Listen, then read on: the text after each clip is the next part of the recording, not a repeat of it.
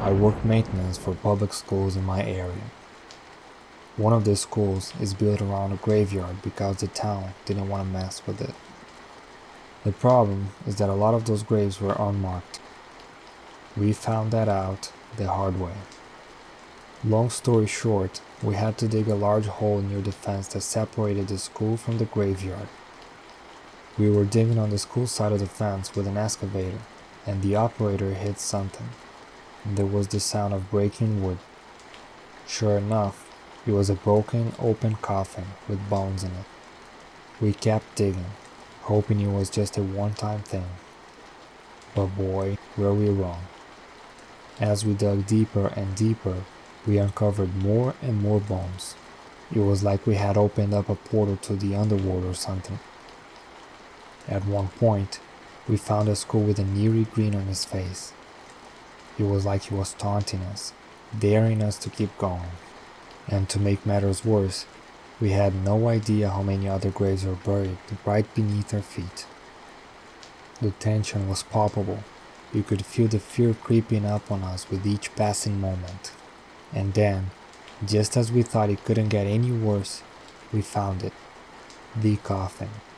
The one that would give us nightmares. Inside that coffin was a body. But it wasn't just any body. It was the body of a woman who had been buried alive. We could see scratch marks on the inside of the coffin, and her face was contorted in an expression of pure terror. Living near the Georgia-Alabama border, my buddy and I loved exploring abandoned places. One day, after a few drinks, my friend told me about the Shorter Mansion, an abandoned mid-sized mansion on the outskirts of our town. It was home to a former political figure from the 1800s and had been deserted for decades. The thing that piqued our interest was the family's graveyard on the property, with creepy angel statues that gave off an unsettling feeling. The mansion was on the way out of town, hidden behind a long driveway with trees and moss covering it. We knew it was a bad idea, but the temptation was too great and we had to check it out, so we set out on our adventure. As we approached the mansion, our hearts were racing. The place looked like it had seen better days. The furniture was covered in dust and the walls had peeling wallpaper. But that wasn't the scary part. It was the graveyard that made our skin crawl. The angel statues with their piercing eyes looked like they were watching us. We could feel an eerie presence, like something was lurking around us. It was almost as if the graves were calling out to us, inviting us to come closer. As the sun began to set, we decided to leave. But as we were making our way back to the car, we heard a rustling sound behind us. Turning around, we saw a shadowy figure standing near one of the graves. We couldn't make out who or what it was, but it was enough to send us running back to the car. We drove away from the mansion as fast as we could, but the memory of that place stayed with us. We were too scared to go back, especially at night. But the curiosity still remains, and we couldn't help wondering what secrets the graveyard held. Who or what was that shadowy figure? What other secrets lay buried in that graveyard? We may never know, but the memory of our visit will stay with us forever. When I was younger, I used to love exploring graveyards with my cousin. We'd always find the most eerie, abandoned-looking ones to mess around in. One winter day, we were playing in a cemetery where we realized it was getting late and started to run home. That's when we stumbled upon another graveyard, one that we didn't even know existed. As we ran through it, I tripped and fell hard into a grave. The impact was so strong that the coffin collapsed under me and I fell even deeper. I ended up with my foot lodged in something hard and cold. I looked down and realized that I had landed on a skull. I couldn't move my foot, and the ground was too high above me to climb out. Panic set in as I realized I was stuck in the dark and in a graveyard. My cousin tried to pull me out, but I was wedged in too tightly. I could feel my heart pounding in my chest as we desperately tried to find a way to get me out. Then, suddenly, I heard a sound. It was faint at first, but it quickly grew louder and more distinct. It sounded like groaning, coming from the same grave where my foot was trapped. At first, I thought it was just my imagination running wild. But then, the sound grew louder and more distinct.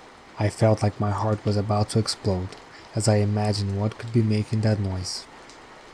Just when I thought things couldn't get any worse, the groaning turned into scratching, like something was trying to claw its way out of the ground. My cousin and I were both paralyzed with fear, too scared to even move. At last, my cousin finally managed to pull me out of the grave, and we ran as fast as we could back to our homes. We never spoke about that day again, but it's a memory that still sends shivers down my spine. Even though it's been years since that happened, I still can't shake the feeling of dread that overcame me that day. The funeral industry never sleeps.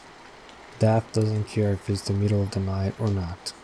So when I got a call at 2 a.m. to pick up a deceased man, I was pretty pissed off. I was sleeping, but I signed up for this job and I had to go.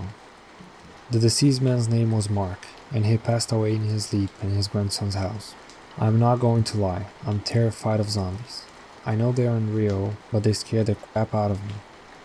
And here I was, along with a dead body in the back of my vehicle at 3:30 in the morning. What a choice of job. It started with some groans.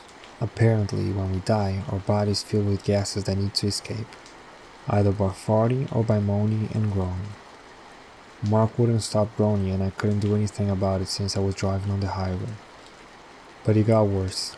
Mark had a muscle spasm and tried to lurch forward against the restraints.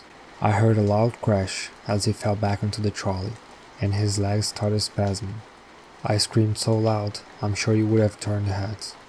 I pulled over to the side of the road, parked the car, and got out as fast as I could. I was in full flight or fight mode, shaking and trying to figure out my escape route. If Mark broke out, I would be screwed.